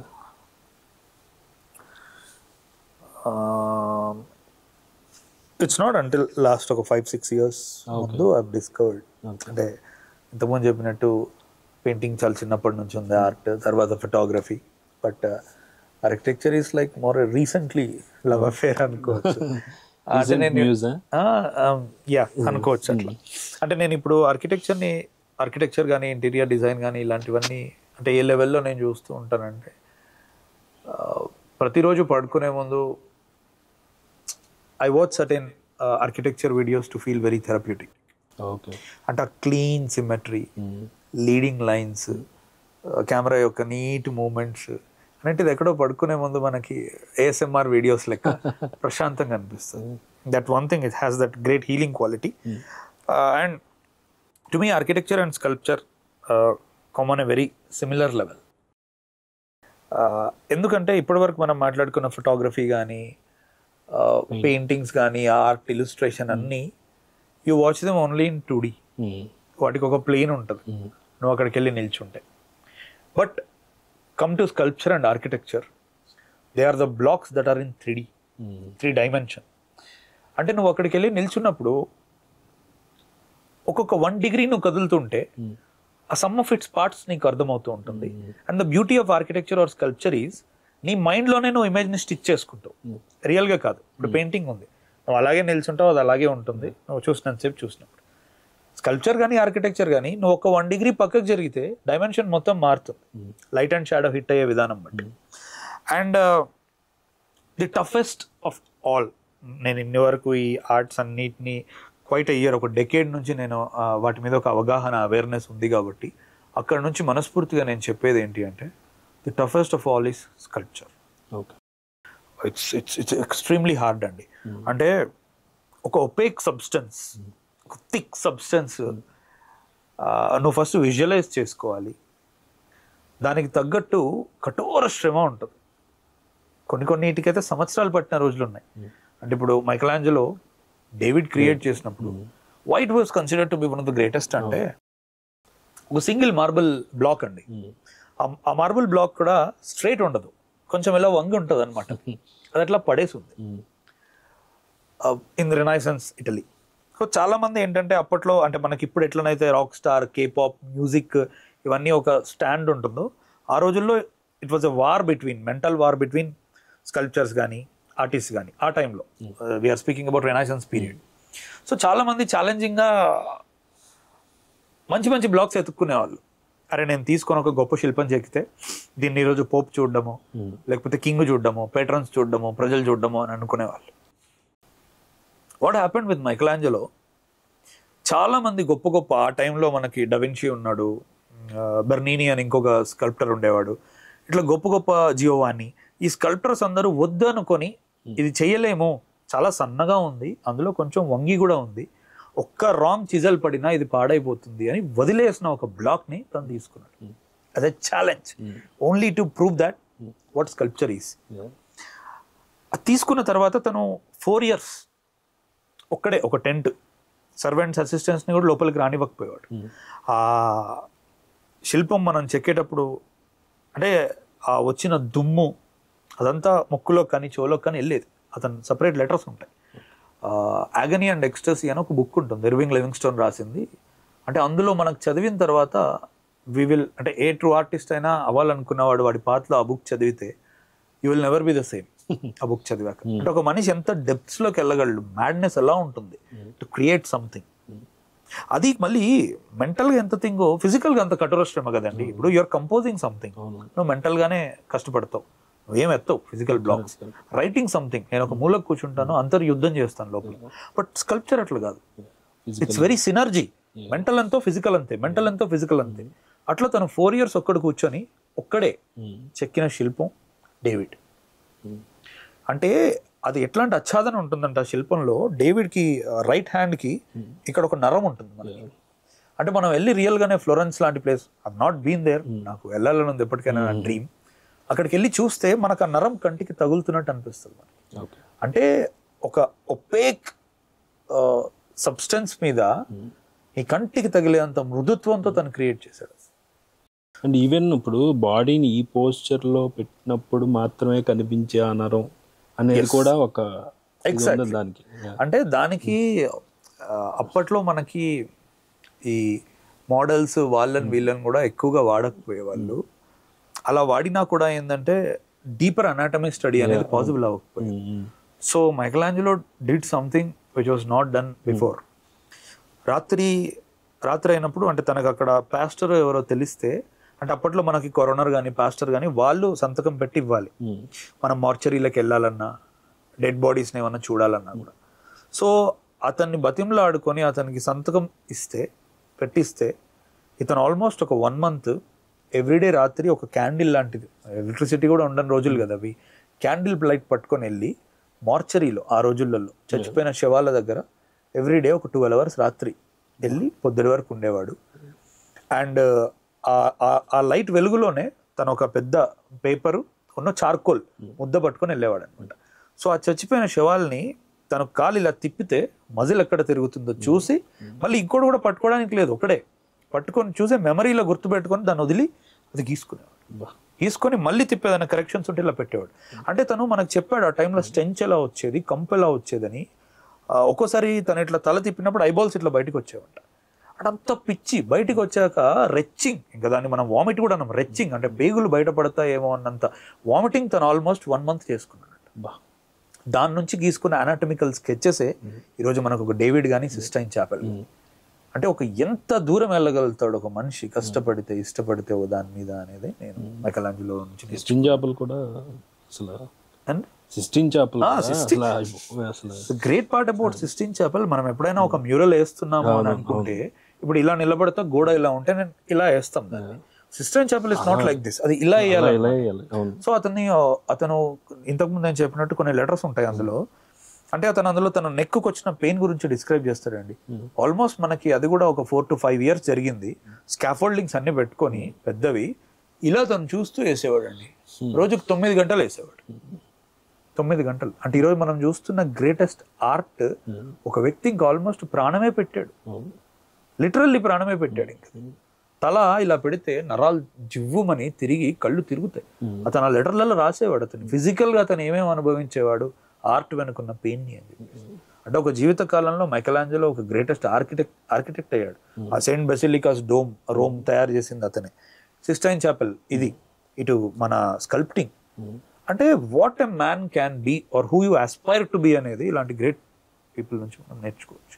And that's why I said sculpture is the toughest of all. అందుకే మనకి ఇప్పుడు కూడా నేను మా ఊరి దగ్గర ఉన్న రామప్ప ఇలాంటి వాటికి వెళ్ళినప్పుడు అక్కడ మనకి కొన్ని శిల్పాలలో చిన్న సందు స్పేస్ ఉంటుంది. లిటరల్గా మనం ఒక వెంట్రుకల తీసి ఇందులో పెడితే ఇక్కడ నుంచి ఇటువైపు మనం తీసేయచ్చు. అంటే ఆ పనితనం ఇదంతా చూసినప్పుడు, అంటే కొన్ని ఆర్ట్స్ మనం చూసినప్పుడు సబ్మిట్ అయిపోతామండి, ఇది ఇంకా గ్రేటెస్ట్ అండ్ హైయెస్ట్ ఫామ్ కదా అని చెప్పి. సో నాకు స్కల్ప్చర్ అట్లాంటిది. అండ్ ఆర్కిటెక్చర్ మోస్ట్ ఇంపార్టెంట్లీ నాకు హెల్ప్ చేసింది ఏంటంటే టు అండర్స్టాండ్ లీడింగ్ లైన్స్ కానీ సిమెట్రీ కానీ. ఎందుకంటే సమ్ టైమ్స్ సినిమాటోగ్రఫీ అనేది నీ దగ్గర ఎక్కువ బడ్జెట్ లేనప్పుడు, గ్రేట్ విజువల్ లేనప్పుడు కూడా నువ్వు ఒక ఇంట్రెస్టింగ్ ఇమేజ్ నువ్వు కంపోజ్ చేయాలి. అప్పుడు నీకు అన్నిటికంటే ఇంపార్టెంట్ హెల్ప్ అయ్యేది composition. And I learn composition from architecture. Frame with in a frame కానీ, లీడింగ్ లైన్స్ కానీ ఏం లేవు, ఇట్లా చెట్లు వరుసగా ఉంటే అక్కడ నుంచి ఒక ఇంట్రెస్టింగ్ ఇమేజ్ ఎలా కంపోజ్ చేయొచ్చు. ఎందుకంటే architecture at the heart of any good architecture is like balance, ఒక సిమెట్రీ ఎలా తీసుకొస్తున్నాం దానిలోకి అనేది. అది నువ్వు అర్థం చేసుకుంటే ఎటువంటి కాలంలో అయినా ఎటువంటి పరిస్థితుల్లోనైనా ఫ్రేమ్ని చాలా ఇంట్రెస్టింగ్గా పెట్టగలుగుతావు. నీ దగ్గర గొప్ప కాస్ట్యూమ్స్ లేకపోయినా, కలర్ లేకపోయినా, లైట్ లేకపోయినా, ఏం లేకపోయినా ఉన్న కెమెరానే ఎలా జరపాలో నువ్వు తెలుసుకుంటావు. So that I learn from architecture. Cystine Chappell గురించే ఒక యానెక్డోట్ చెప్తారు. జనరల్గా అంతా అయిపోయింది, కిందకు వచ్చేసాక అంతా బాగానే ఉంది అని అందరూ అంటుంటే, కాదు ఒకటి తేడా ఉందని చెప్పేసి ఇతను వెళ్ళి బాగానే ఉంది కదా ఎందుకు అంటే, ఇతను వెళ్ళి మీకు అందరికీ బాగుంది కానీ నాకు తెలుస్తుంది ఎక్కడ ఏంటనేది, అని తినగా దాని గురించి మళ్ళీ ఒక చిన్న కరెక్షన్ చేసేటని అంటారు. అంటే the level, the I of an artist అనేది ఎంత డీప్ ఉంటే పర్లేదు, ఇగ్నోర్ చేసినా పర్లేదు, ఎవరికీ తెలియదు కదండి ఒక కామన్ మ్యాన్కి. కానీ నాకు అది కనిపించినప్పుడు అది ఉండకూడదు అనేది మైకలాంజెలో వేరే లెవెల్ అండి అది. అంటే అన్ ఆర్టిస్ట్ ఎప్పుడైనా ఎంచుకునేది లైఫ్ని సాటిస్ఫాక్షన్, వాడి మెజర్.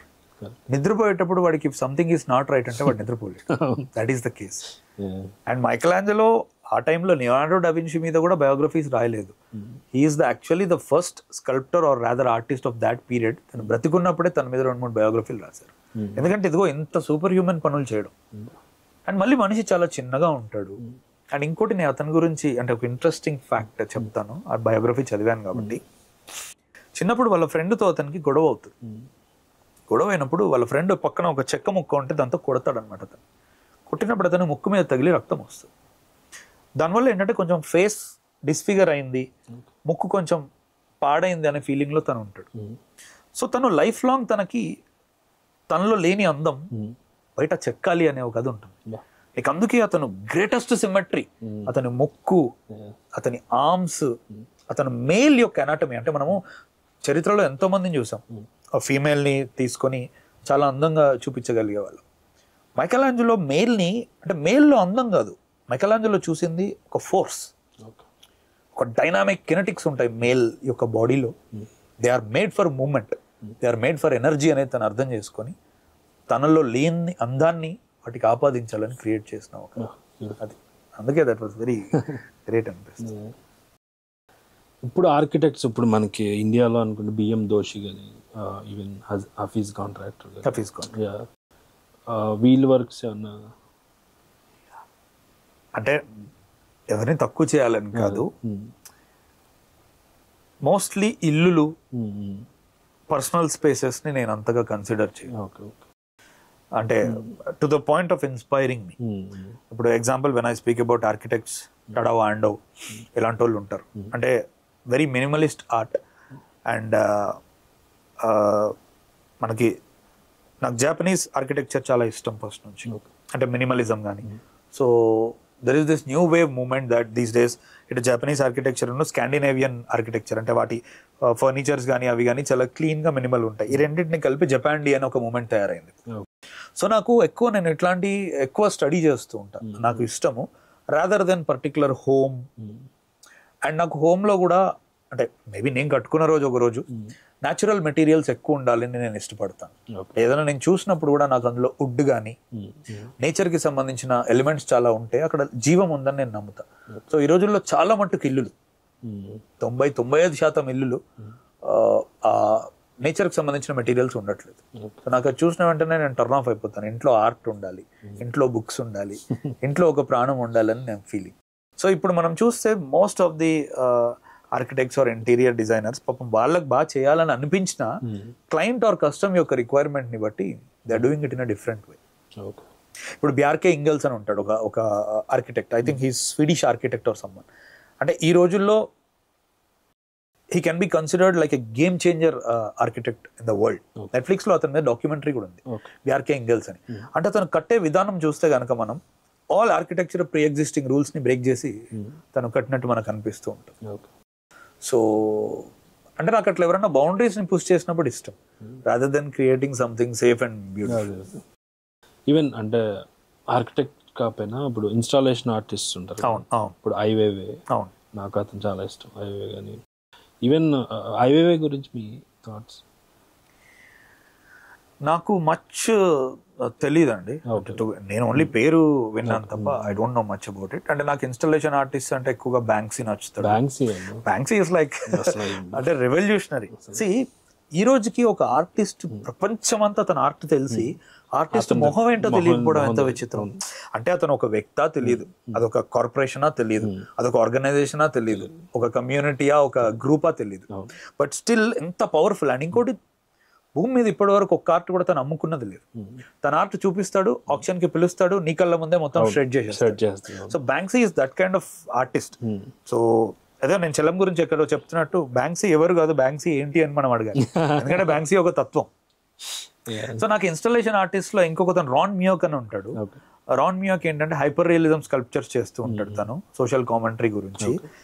అంటే హ్యూజ్ సైజ్ లో ఇప్పుడు ఒక చిన్న పాప ఉంది, అప్పుడే పుట్టిన ఒక పాప ఉమ్లో నుంచి బయటకు వచ్చినప్పుడు మొత్తం ఆ రక్తంతో అట్లా పులుముకున్న అది అతను ఆల్మోస్ట్ ఒక బిల్డింగ్ అంత షేప్ తో చేస్తాడు అనమాట, రియల్ సిలికాన్ తో.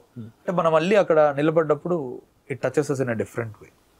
So I consider that kind of installations. Banksy చాలా ఇంట్రెస్టింగ్ అండి. అంటే అతనిది గర్ల్ విత్ హార్ట్ అసలు అది అద్భుతం అసలు ఇలా కదా పట్టుకుంటుంది. అంటే అదే మీరు అన్నట్టు ఒక మిస్టిక్, ఒక ఎనిగ్మాటిక్. అవును, ఎనిగ్మాటిక్. అండ్ బ్యాంక్సీకి అది అవసరం అనిపిస్తుంది అండి, ఎందుకంటే నువ్వు ప్రెసిడెంట్స్ మీద గవర్నమెంట్స్ మీద ఒక క్రిటిక్ నువ్వు ప్లే చేసేటప్పుడు it's not very good to know who you are. ఎందుకంటే నువ్వు ఒక శక్తి అవ్వాలి అంతే తప్ప నువ్వు ఒక మనిషి అవ్వకూడదు. మనకి వి ఫర్ వెండెట్టా ఫిలిం లో ఉంటుంది, అతను మాస్క్ ఎందుకు పెట్టుకుంటాడంటే మాస్క్ ఇస్ అ సింబల్, వ్యక్తి కాదు అని. So that's what I understand from Banksy. And ఎక్కడో నాకు నీ ఆర్ట్ నువ్వు రియల్ గా చేస్తే నువ్వు అసలు నీ మొహం పెట్టాల్సిన పని లేదు అక్కడ అని అనిపిస్తుంది. ఇట్స్ వెరీ అన్ఫార్చునేట్ దట్, అంటే నేను చాలా మందికి చెప్తూ ఉంటా భయ్యా ఇంటర్వ్యూస్ కి రావడం కూడా అసలు ఇష్టం ఉండదు, తప్పట్లేదు, సినిమా ఇస్ అ మీడియం కాబట్టి. ఇట్స్ కంపల్సరీ అండి అది. But I'm looking for a day అండి where somewhere in the future అసలు ఒక సినిమా తీస్తే ఒక్క అడుగు బయటికి పెట్టి మొహం కూడా చూపించాల్సిన అవసరం లేని రోజునే ఐఎమ్ డ్రీమింగ్ ఆ స్థాయిలో సినిమా రాసుకొని తీయాలని ఉంది నాకు. డెఫినెట్లీ అండి, ఫ్యూచర్ అన్ఫోల్డ్స్ ఎవ్రీథింగ్. నేను అనేది నాకు చాలా విషయాల మీద చాలా మాట్లాడాలని ఉంది, బట్ ఇప్పుడు దీంతో ఆపుతున్నా. This is just a pause, not a full stop. So మిమ్మల్ని I want explore a lot and ఆస్పిరెంట్స్కి ఉపయోగపడుతుంది అనుకుంటున్నాను దీస్ కైండ్ ఆఫ్ కాన్వర్సేషన్. ఎంతసేపు సినిమాయే కాకుండా touching other areas and how that ఆ సినర్జీస్ ఇందులోకి వచ్చినప్పుడు అది క్రియేట్ చేసే ఒక బ్యూటీ, ఒక కల్మినేషన్లో, ఒక ఎగ్జిక్యూషన్లో వస్తుంది. అది జరగాలంటే ఖచ్చితంగా వేరే ఆర్ట్ ఫామ్స్ ఉపయోగపడతాయి, because cinema it self is the culmination of so many art forms కాబట్టి. సో మీ థాట్స్ ఏంటి, మీకు ఎలా అనిపించింది? అంటే what we did is very good అండి. ఎందుకంటే చాలా మంది అంటే నా దగ్గరికి వచ్చినప్పుడు కానీ అదేదో ఒకటే సోర్స్ ఉందేమో, మీరు అది ఏంటో చెప్తే మేము అక్కడికి వెళ్తాం కదా అన్నట్టు అంటారు. ఒక potent and powerful visual film maker కావాలి అంటే ఇయర్స్ ఆఫ్ మేకింగ్ ఉంటుంది అందులో. ఇప్పటికైనా మించిపోయింది లేదు. నేను ఇప్పుడు మనం డిస్కస్ చేసినట్టు ఈ 4 డిసిప్లిన్స్ ఏవైతే ఉన్నాయో, ఫోటోగ్రఫీ కానీ, పెయింటింగ్ అండ్ ఆర్ట్ కానీ, ఆర్కిటెక్చర్ అండ్ స్కల్ప్చర్ ని ఇప్పటి నుంచే చాలా మంది స్టడీ చేయడము లేకపోతే అడ్మైర్ చేసి ముందుకెళ్తూ ఉంటే మీకే తెలియకుండా మీరు ఒక పవర్ఫుల్ విజువల్ స్టోరీ టెల్లర్ అవుతారు. అంటే మీరు ఏ డిఓపితో చేసినా డిఓపి మీద డిపెండెంట్ అవ్వకుండా మీరు డిఓపికి ఇవ్వగలిగే స్థాయిలో ఉండాలి. అప్పుడు చాలా క్రేజీ థింగ్స్ మీరు అచీవ్ చేయొచ్చు స్క్రీన్ మీద. సో హూఎవర్ ఇట్ ఈస్, ఇదంతా చూస్తున్న వాళ్ళు ఇప్పుడు పనీంద్ర అంటే ఓకే రైటింగ్ డైలాగులు ఇదంతా కాదు, ఇంకొక వైపు ఉంది. ఎట్లా అంటే ఇంత ఈరోజు వస్తున్న ప్రతి విజువల్ వెనక కొన్ని సంవత్సరాల కష్టం ఉంది, అండర్స్టాండింగ్ ఉంది, శోధన ఉంది ఆర్టిస్ట్ల వెనక. ఇది తెలుసుకుంటే ఏంటంటే you will not be worried. ఇది పెద్ద వండర్ అనిపించదు మీకు. ఓకే ఇదే కదా ప్రాసెస్. అది దీని ద్వారా అది బయటకు వచ్చినందుకు I'm feeling good and also very new. ఎక్కడ నేను ఇంతమంది ఆర్టిస్టుల పేర్లు ఎక్కడ ఎవరి దగ్గర మాట్లాడింది లేదు. అండ్ ఆబ్వియస్లీ మీకు కూడా తెలుసు కాబట్టి ఇవన్నీ దిస్ హెల్ప్డ్ మీ. హోప్ ఇది చూసి చాలా మంది మనం కూడా తెలుసుకుందాం, మనం కూడా అటువైపు వెళ్దాం అని అనుకుంటే అంతకంటే అంటే తెలియకుండా ఒక కొత్త వేవ్ ఆఫ్ ఆర్టిస్ట్ని క్రియేట్ చేస్తాం, వేవ్ ఆఫ్ ఫిల్మ్ మేకర్స్ని. ఖచ్చితంగా ఇది ఒక సీడ్ అవ్వాలని బొమ్మలాట్లో ఐ ఫీల్ దట్ మనం ఫ్యూచర్లో ఇంకా చేద్దాం. చేద్దాం. Yeah, thank you for coming. Thank you.